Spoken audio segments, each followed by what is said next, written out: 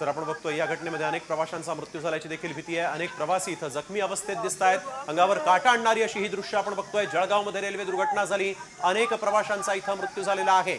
या रेल्वे दुर्घटनेला नेमकं कोण जबाबदार आहे हे देखील पाहणं तितकंच महत्त्वाचं आहे। परधाडे स्टेशन जवळ ही सगळी दुर्घटना घडलेली आहे। अनेक प्रवासी जे आहेत जखमी आहेत आणि या जखमी प्रवाशांना अद्याप आपल्याला दिसतंय या ठिकाणी की जखमी प्रवासी जे आहेत त्यांना वैद्यकीय मदतीची तातडीनं गरज आहे। त्यांच्यापर्यंत ही वैद्यकीय मदत पोहोचवली जाते की नाही आणि किती वेळात ही मदत पोहोचते हे देखील पाहणं तितकंच महत्त्वाचं। जळगावच्या जवळ परधाडे रेल्वे स्थानकाजवळ ही अत्यंत दुर्दैवी अशी घटना घडलेली आहे। जळगाव रेल्वे दुर्घटनेमध्ये आतापर्यंत 7 प्रवाशांचा मृत्यू झालेला आहे। 7 हा आकडा जरी समोर आला असला तरीही हा आकडा वाढण्याची भीती व्यक्त होतोय। अनेक प्रवाशांचा मृत्यू झालेला असू शकतो, कारण की धडक ही जोरदार होती।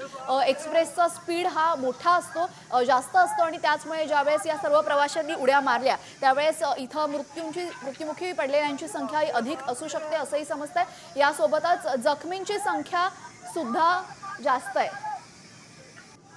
तर यावेळी एक सगळ्यात मोठी आणि महत्त्वाची बातमी समोर येते। 8 प्रवाशांचा मृत्यू झाला आहे आणि 40 प्रवासी जखमी असल्याची माहिती समोर आलेली आहे। रेल्वे दुर्घटनेमध्ये 8 प्रवाशांनी आपला जीव गमावला आहे, तर 40 प्रवासी जे आहेत ते गंभीर जखमी आहेत। त्यांच्यावर आता तातडीनं उपचार होणं देखील गरजेचं आहे।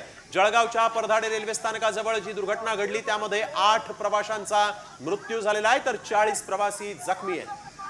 या दुर्घटनेमधली अत्यंत महत्त्वाची अपडेटेड माहिती आपल्यापर्यंत पोहोचलेली आहे। जळगावमध्ये घडलेल्या दुर्घटनेमध्ये 8 जणांचा मृत्यू झालेला आणि 40 जण जखमी आहेत। हे 40 जणांपर्यंत लवकरात लवकर वैद्यकीय मदत पोहोचणं हे अत्यंत गरजेचं झालेलं आहे, कारण की कशा पद्धतीची दृश्य आपण पाहतोय। अनेक जण जखमी आहेत आणि या जखमींपर्यंत जर लवकरात लवकर ती मदत पोहोचली नाही तर परिस्थिती नियंत्रणाबाहेर जाण्याची शक्यता आहे। त्यामुळे प्रशासनासाठी हे मोठं आव्हान आहे या संपूर्ण परिसरामध्ये लवकरात लवकर मदत पोहोचवणं। या दुर्घटनेमध्ये आतापर्यंत 8 जणांचा मृत्यू झाल्याची धक्कादायक माहिती समोर येते।